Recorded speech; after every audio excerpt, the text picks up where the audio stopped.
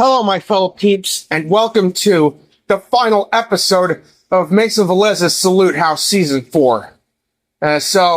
Anyways, what depends on one of your most favorite game, movie, or whatever it is that I'm going to salute on.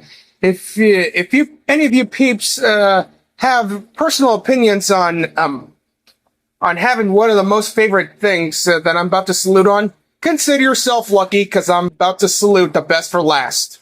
So without further ado to ass shit, let's get on with the season finale of Mesa Velez's Salute House right here, right now.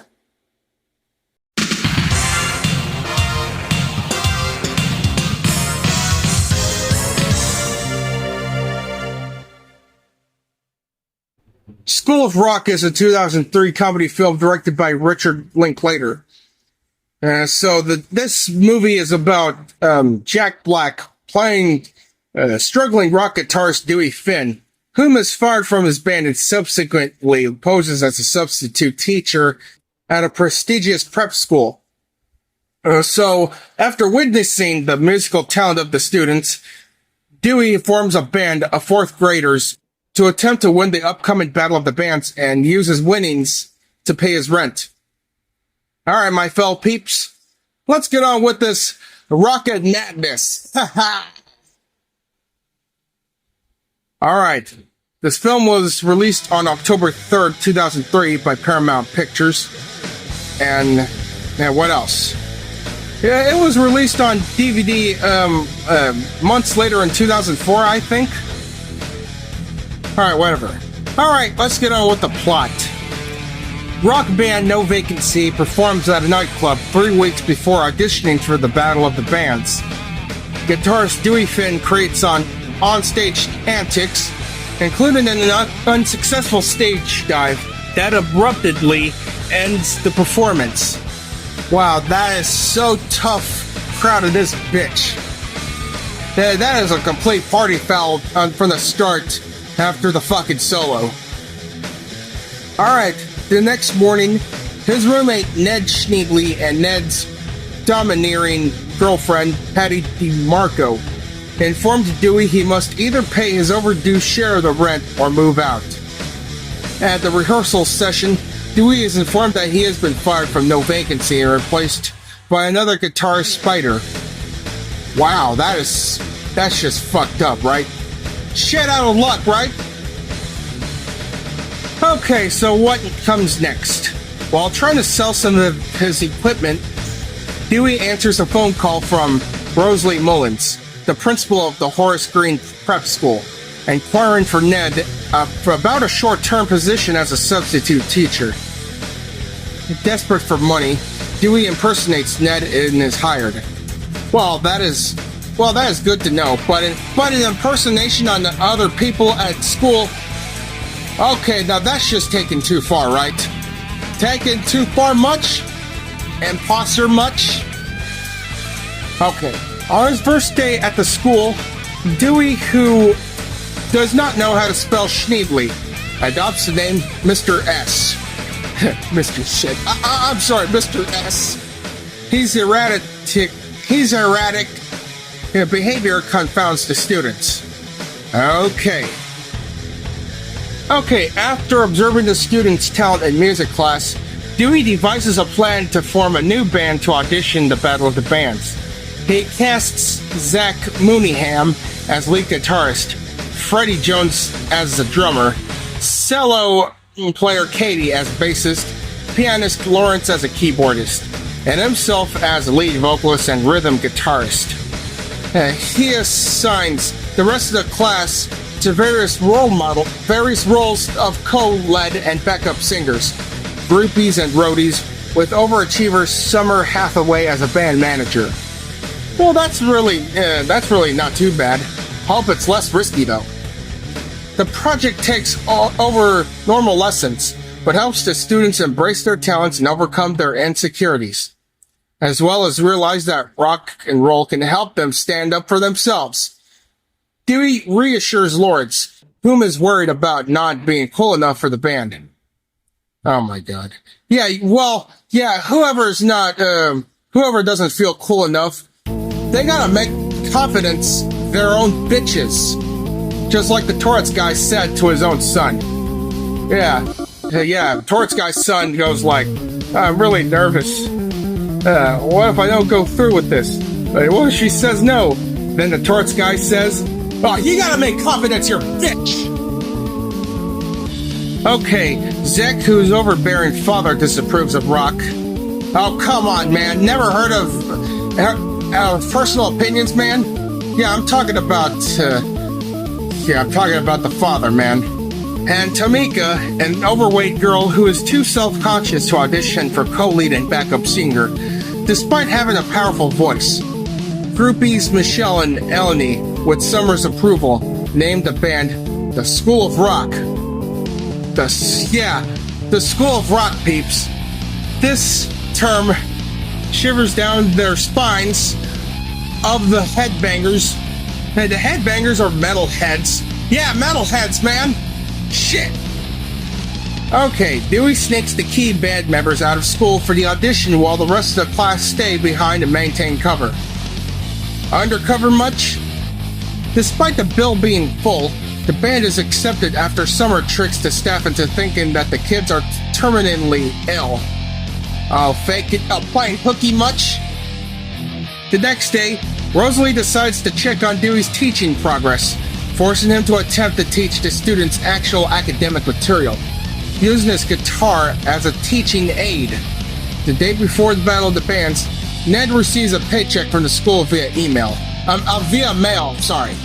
and realizes that Dewey impersonated him. Oh my fucking god. Oh my god, Dewey just said, pay him and getting paid in cash. Well, too bad they cannot do that. The school cannot pay any people in cash. Only checks or direct deposits. During the night in which parents visit the school, they question Dewey's teaching methods. Ned, Patty, and the police later arrive and confront them. While Rosalie appears, Dewey reveals his true identity and admits that he is not a licensed teacher before fleeing. Oh fuck, now you're in trouble, Dewey. Back at home, a disappointed Ned reluctantly tells Dewey that he should move out. The next morning, the parents angrily confront Rosalie at her office, not wanting their hard work to go to waste. The kids sneak out of the school and direct a bus to take them to pick up Dewey. They drive to the competition. While back at school, the new substitute discovers the kids are missing. What the fuck?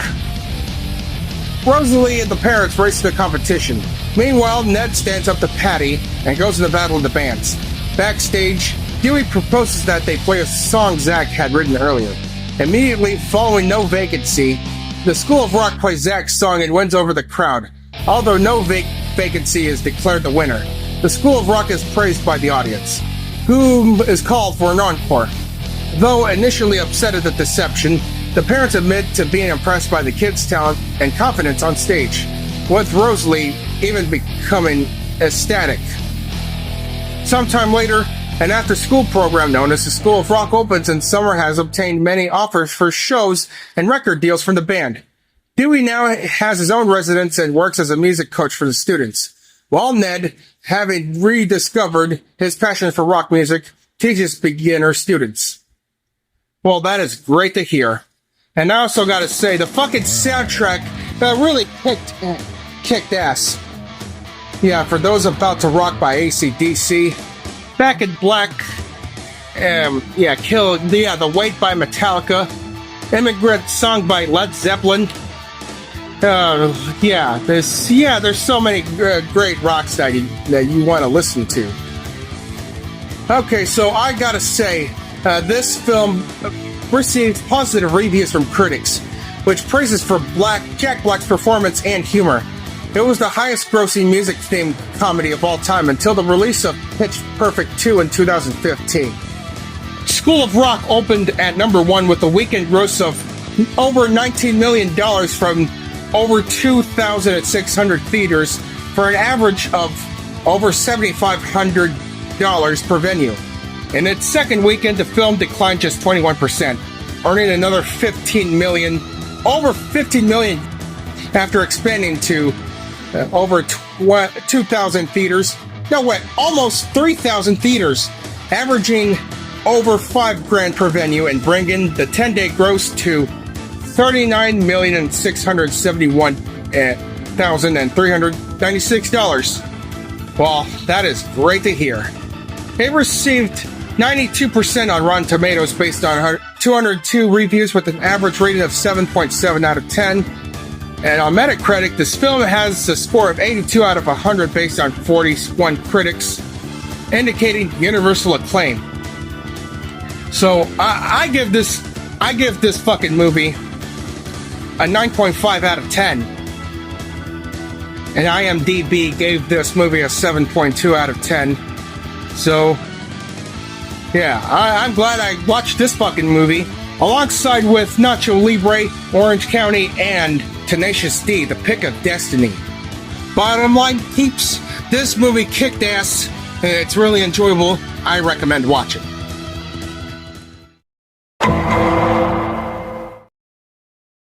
Wow, School of Rock is the best rocking movie I have ever seen, although it's not released by Metro-Goldwyn-Mayer, but I love this brain-rocking flick nonetheless. I like rap music from the 80s and 90s, I like rock music, I even like Rage Against the Machine, but yeah, we are talking about School of Rock. My favorite part of it is the theme track itself. Boo. School of Rock is gay, more like School of Cock. Anyone loves this movie is gay. Ouch. What a magnificent part where Dewey showing various students how to rock with dignity and pride. This is outrageously rocking my brains out. And Roland, you're grounded for bashing opinions about this movie, so get in the house and to your room now. In the words of the Cars band, let the good times roll. I've been watching some Jack Black movies, but this one shows us discipline to show what rock is all about. School of Rock is the rocking movie that I cannot stop thinking about. One thing that I can't stand the most is Dewey got caught for impersonation of a substitute teacher. What I gotta love is the concert, and the after-school scene, while the ending credits roll. School of Rock showed Morgan and myself that we don't need no education, we're out of our minds with it and Bill and Ted. My ears are very fucking hungry for some metal music influenced movies like them. Shit, come on, feel the noise, and that includes Spinal Tap 2 Mega Man. So in conclusion, my fellow peeps, I 100% recommend, or rather 169% recommend School of Rock. Because this film is really rocking our brains out with the praise of Jack Black's performance and humor. And also, it is fucking praised that Jack Black's exuberant, gleeful performance turning School of Rock into a hilarious rockin' good time. That's what Rotten Tomatoes said. So hell yeah! Alright, so right before I end this episode, or the entire series for that matter, I'd like to thank y'all with the bottom of my heart for this fucking season 4 of this rant, salute, and ask Mason Velez and other shit for season 4. Even though that this was a grim season in Plotagon skits and pencil neck retake comments and for hire. But other than that, but that's besides the point, it was worth it, even though that there were bad things happening. So, yeah, thank y'all for the comments, thank y'all for the support, and thank y'all for submitting requests, even though I rejected some of them, but I thankfully accepted the most I could. I really appreciate it, and I cannot keep my pride and joy going without y'all. Alright, my fellow peeps, until next season, this is Mason Velez, signing off.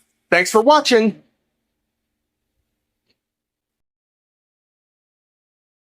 Yeah.